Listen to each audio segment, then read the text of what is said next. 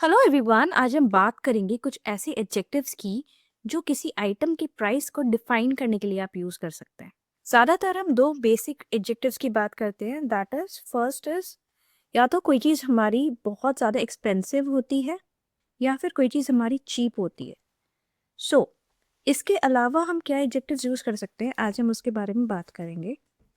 अगर हमने कोई चीज एक हायर प्राइस पे ली है पर उसकी प्राइस जस्टिफाइड है कि ओके हमने इतना पैसा दिया, उसके बदले में हमें इतनी वैल्यू मिल रही है, तो हम खुश हैं उस प्राइस से, तो हम बोल सकते हैं कि वो चीज उस प्राइस के वर्थ है। तो we can say that it is worth it. इसके अलावा हम एक और चीज बोल सकते हैं, वी कैन से कि द प्राइस वाज फेयर और द प्राइस वाज रीजनेबल।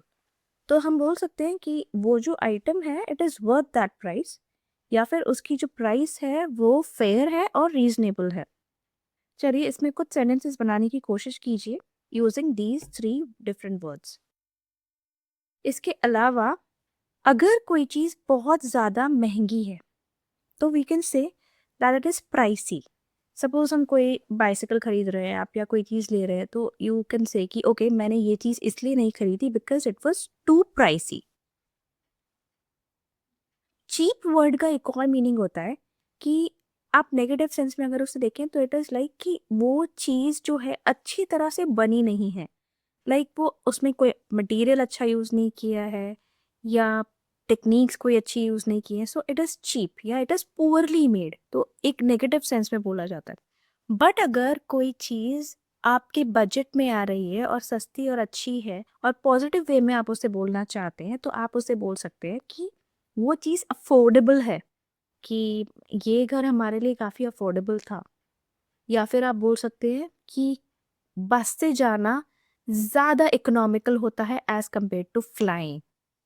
मतलब अगर आप किसी शहर में बस से जा रहे हैं, सपोज आप चेन्नई बस से जा रहे हैं, तो वो ज़्यादा इकोनॉमिकल है एज़ कम्पेयर टू फ्लाइंग।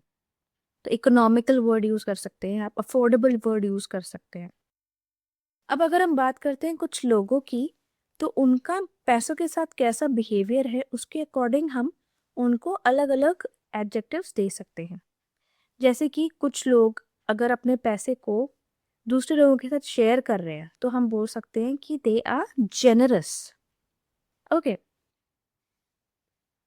कुछ लोग जो पैसों को बहुत ज़्यादा टाइटली पकड़ के रखते हैं, या हम बोल सकते हैं कि वो बहुत ज़्यादा पैसों को अपने पास रखते हैं या कंजूस हैं, तो you can say they are tight, someone is tight या someone is cheapskate. But ये दोनों वर्ड्स जो हैं जनरली हम नेगेटिव सेंस में बोलते हैं, मतलब they are not good words, तो it's better not to use them. अगर आप इसे अच्छी सेंस में बोलना चाह रहे हैं तो आप इसे जनरली बोल सकते हैं कि पॉजिटिव वे में कि हाँ समवन इज थ्रिफ्टी या मनी कॉन्शियस है वो इंसान। ओके, सो थ्रिफ्टी या मनी कॉन्शियस हम पॉजिटिव वे में बोल सकते हैं। ओके, कोई इंसान जिसके पास बहुत ज़्यादा पैसा है तो you can say is rolling in it, या that person is loaded, he has heaps of coins. तो ये तीन चीजें हो गई, rolling in it, loaded, heaps of coins. Okay.